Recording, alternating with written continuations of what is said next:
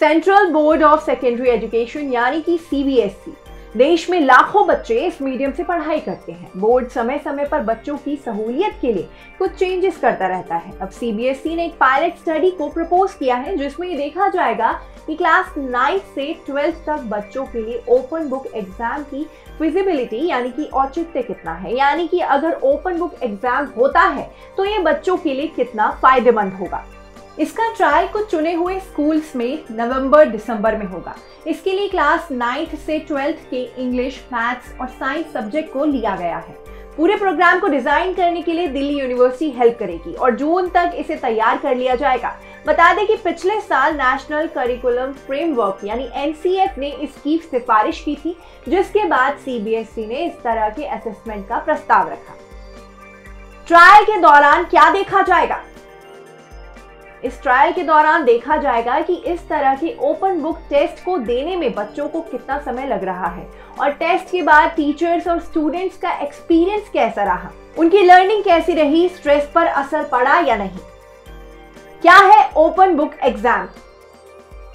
Open book exam में students को answer देने के लिए बुक्स और नोट्स का सहारा लेने की छूट होगी। ये एग्जाम या तो रिस्ट्रिक्टेड टाइप होगा या फिर free type. Restricted open book में बच्चों को सिर्फ वो ही स्टडी मटेरियल यूज करने की छूट होगी जिसे एग्जाम कंडक्ट करने वाली अथॉरिटी देती है, लेकिन फ्री टाइप में स्टूडेंट जो भी रेलेवेंट मटेरियल चाहे वे यूज कर सकते हैं। क्या है इसका उद्देश्य? इसमें ये देखा जाता है कि बच्चे उपलब्ध मटेरियल से सब कुछ कॉपी ना कर कॉन्सेप्ट को कॉपी करें और आंसर दें। इस तरह के एग्जाम का मकसद ये है कि स्टूडेंट उस पूरे टॉपिक के बड़े उद्देश्य को समझ सकें और उस कॉन्सेप्ट को अप्लाई करने के लिए एनालिटिकल स्किल का प्रयोग कर सकें, या फिर उनमें किसी भी टॉपिक को अप्लाई करने के लिए एक एनालिटिकल स्किल डेवलप हो सके। क्या ये पहली बार हो रहा है?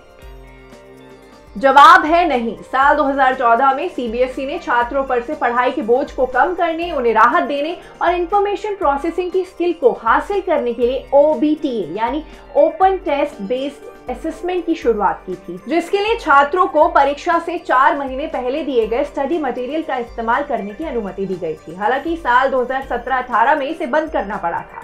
हाल ही में केरल हायर एजुकेशन ने इंटरनल और प्रैक्टिकल एग्जाम में इसे लागू किया था। साल 2019 में AICTE ने इंजीनियरिंग कॉलेजों में ओपन बुक परीक्षा की अनुमति दी। यहाँ तक कि कोरोना काल के दौरान DU, JNU, AMU, Jamia Millia Islamia जैसी यूनिवर्सिटीज और IIT दिल्ली, IIT इंदौर और IIT बॉम्बे ने ओपन बुक टेस्ट आयोजित किया था। क्या यह एग्जाम आसान है? ज्यादातर लोगों का मानना है कि नहीं।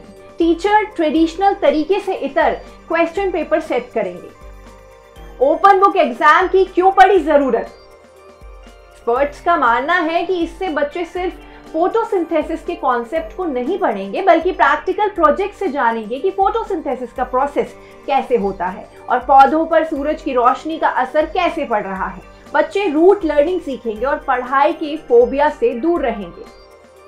रिसर्चर्स ने क्या कहा? इंडियन एक्सप्रेस की एक रिपोर्ट के मुताबिक इस एग्जाम के तरीके पर शोध भी किया गया।